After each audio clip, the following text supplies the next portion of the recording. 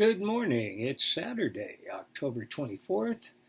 Bill Loveridge here, Community Church of Loyalton's Daily Devotion. Today's devotion is by Jordan Loftus. It's in Short Daily Devotions. It's entitled, God's Favor Isn't Always Easy, but It's Good. It's easy to love Joseph's story from the book of Genesis.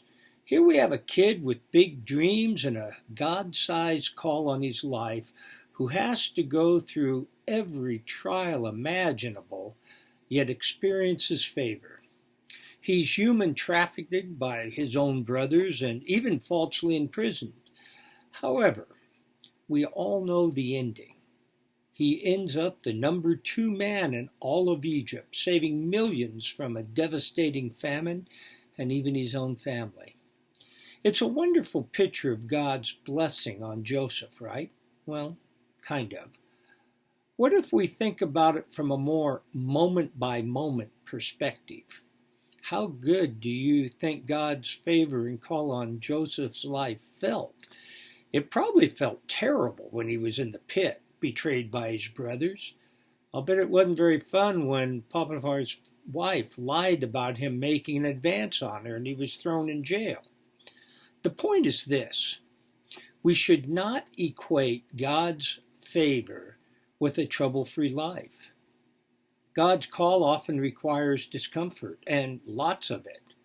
It is not first about our comfort, but about Christ's mission to save people of every tribe, nation, and tongue.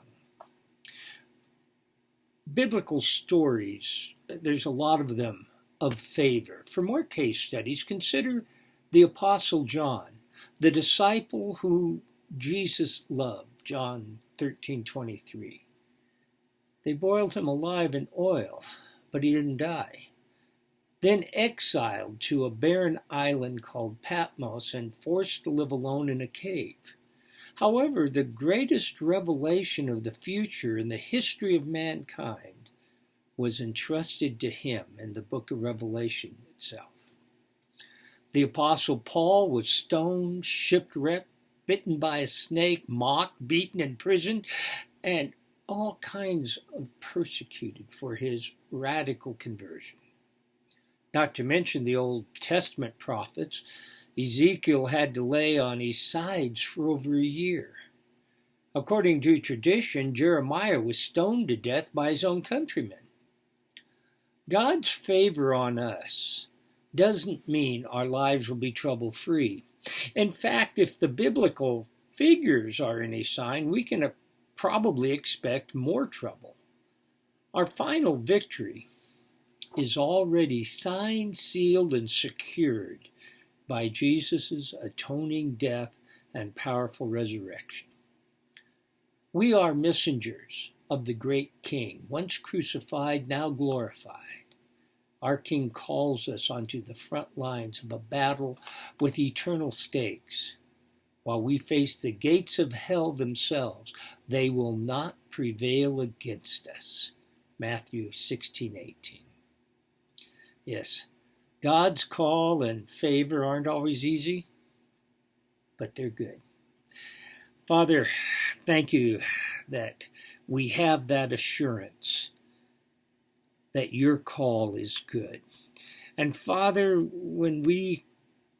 I just ask forgiveness for sometimes whining about the circumstance of this COVID situation. And to be honest, it really hasn't had that much effect on my day-to-day life.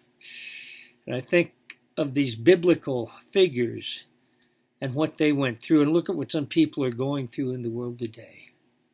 Father, I just say whatever you want me to go through, I know that you'll be there for me. And Father, I thank you for that. In Jesus' holy name, amen. May you have a great and wonderful rest of the weekend. Tomorrow we'll be streaming at 10:30 at Community Church of Loyalton. If you want to catch us on YouTube, it'll be posted up later in the day on Facebook.